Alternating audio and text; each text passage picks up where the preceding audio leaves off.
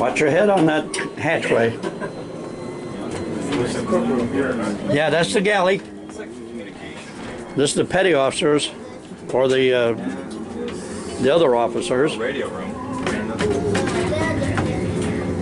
Now this will be the sound room.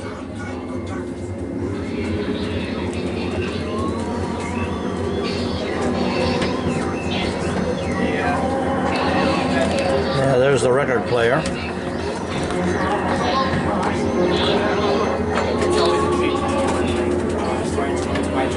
Sometimes they teach me stuff that I don't even know about this lesson. Definitely. This guy will. Oh yeah, he has been. He's been a great help. All right, everybody, can I get everyone to gather around the control room? There used to be a bronze plaque there. Oh, did they? Yeah, that told when it was commissioned, who built it, etc. But somebody stole it. Oh, that's interesting. I think we know who did steal it. Say again? No, there was a big bronze plaque here, and it curved around there. Also, the sea strainer cap that was the famous part of this was stolen, and they put a replica in. Sorry, I didn't mean to upstage you. Oh, no. Larry's going to yell at me for saying stuff when this guy's the tour leader. I shouldn't embarrass him. Oh, no. I encourage it. I mean... Okay. I've been in every part of this boat, up there, in the bow room, back years ago. That is awesome. Back when I used to live in Chicago. I'm in Florida now. It's a long way to go for that. Yeah, that's quite a ways away. Yeah. Is that everybody? Oh, no, we do have a bit more. So I'll get everyone to kind of jam here. It is If quite not, cramped. Apologies. If they've missed it, then tough shit. Yeah. Larry keeps telling them, stay together. Stay together, guys. Everybody, come on in. The name of the shipyard that built it, the hull number, because 505 was the boat number, but not the hull number. And it was held on with rivets. It was riveted there, and somebody chiseled the rivets off. We know who All did right, it. everybody. Somebody in the museum. Welcome to the control room. Talk This is later when I'm primarily not responsible for recording. all the movement of the U-505. This was the plainsman station, which would control its up and downward movement, and right behind this And this gentleman for in front gentle of me movements. is the helmsman station, which would control the left and right rudder. Now, aboard here we will be talking about what happened to its capture on June 4, 1944. Now, on June of 1944, one of the men aboard the U-505 noticed something along the horizon. It was a group of ships. This was the Hunter-Killer Task Group 22.3. As soon as he saw this, he ran to Captain Harold Longa, immediately told him, who knew of the dangers of the Hunter-Killer Task Group, and began to submerge this vessel. They entered a crash dive, which meant all the men aboard ran to the very front and began dogpiling on top of one another, making the front of the U-boat much heavier, allowing them to submerge much faster.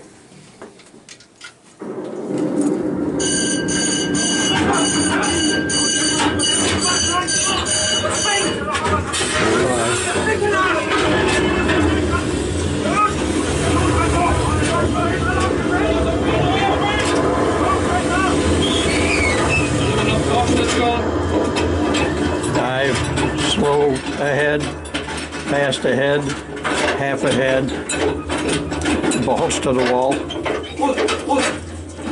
Alrighty, Start the thanks to this diesel motor. maneuver, they were able to submerge in only And 37 these are seconds. electric, Once they were under, they entered a electric stealth or motor. silent mode. All the men aboard the U-505 that were not on active duty were told to go to sleep.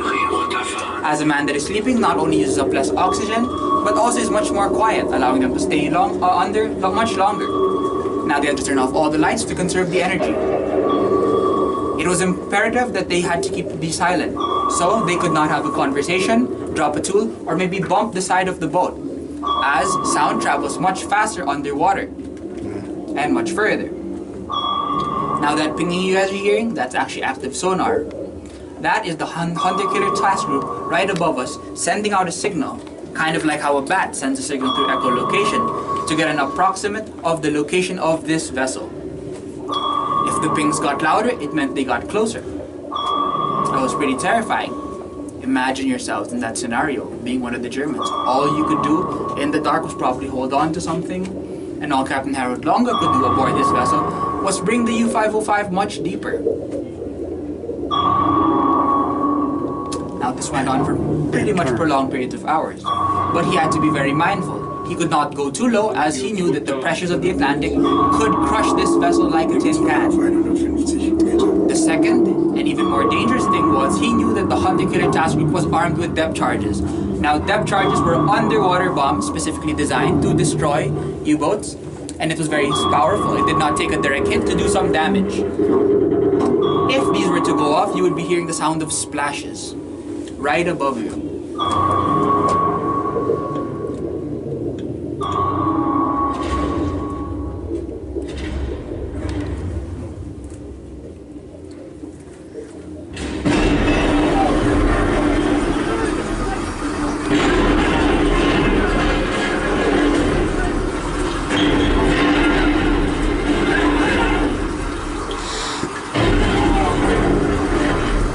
As you guys may have guessed, one of these dark depth charges was strong enough to impact the U-505, jamming the rudder, causing it to spiral down deeper and deeper down into the Atlantic. Captain Harold Longa knew of its dangers, and if they reached 755 feet, this thing would go into it would be crushed into a tin can. So, having no other options, he raised the ballast tanks and brought the U-505 to the surface. Once it resurfaced though, it was met with 6 minutes of uninterrupted gunfire. This resulted in the death of one of the 59 men aboard the U-505 and the injury of Captain Harold Longa, who took some shrapnel to the knee. Lost his leg off her. Yep.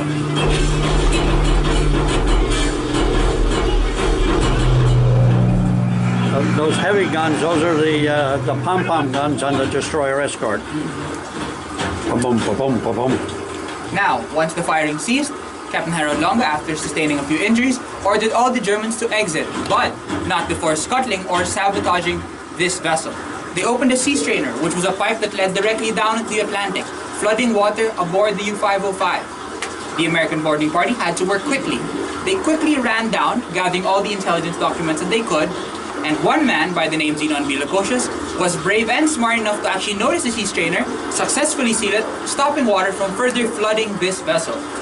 Now we will be talking about what happened after they secured it down in the electric motor rooms. But before we do, I will be directing you guys to the sea strainer and through the diesel engine rooms. Now the sea strainer is right behind this, and I will be pointing to it, but everyone kindly pass through your right, and I'll meet you there. Zenon Villacocious was member number 1500 of Shark Hunters. And one of the guys who came down the hatch right off was Wayne Pickles. He got a silver star for that. He was a member.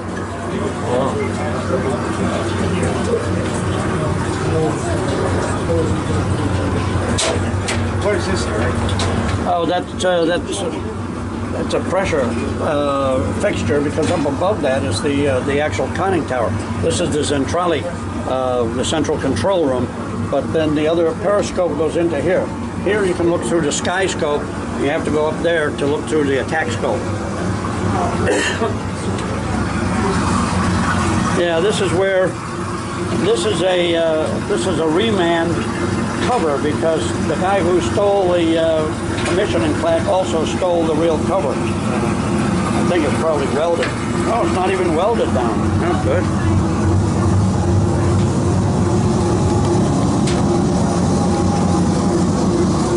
These are the 2 engine sides. Yeah. The German crew on 505 named them Dick and Doof. Dick and Doof.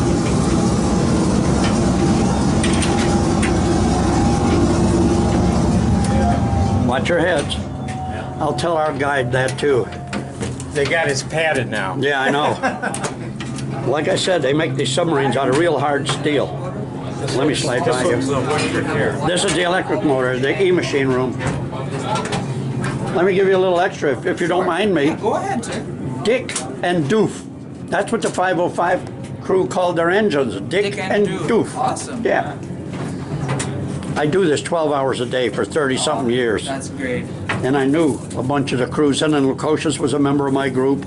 Oh, that's impressive. Yeah, until he died. And Wayne Pickles, one of the first guys down to hatch with a 45 in his hand and won a Silver Star, he was a member. The first skipper, Lerva, he was a member. The guy who claimed he opened the sea strainer was a member, till we found out he was selling fake things, and we threw him out. Several of the others. Go ahead, I'm sorry. What is this? All right, everybody, welcome to the electric motor room. Now, during this part of our story, Zenon Villacocious had successfully sealed the sea strainer, but he had to be wary, as they knew that they could not simply just move this boat. They had to gain access to the manual controls to unjam the rudder. In order to do this, they had to get behind this hatch where the manual controls was located. But it was dark at the time, but they noticed something along the pipes. Now, thanks to a little bit of German engineering, they knew that parts of the U-505 actually glowed. Now, this paint, this radioactive paint, at the time, it was radioactive, but it is no longer today. Good for us. Once they got to this hatch, they knew that they couldn't simply open it. There were two possible dangers. The first danger, they knew that if they opened it, there could be further flooding that could rush in, sinking the boat. The second danger, they knew that there could be a bomb right behind this because the Germans had scuttled or sabotaged this vessel. Once Captain Harold Longo got word of this, he personally went down, not wanting to risk the lives of his men, began feeling around for any wires, took a deep breath and pulled. Luckily, nothing happened. Much later on, they did find the bomb in there, but it is said that the three men that had the capacity to arm the bomb were one of the first to have fled. Yeah. So down there, you'll notice the manual controls. Now, I'll give everyone a chance to take a few pictures.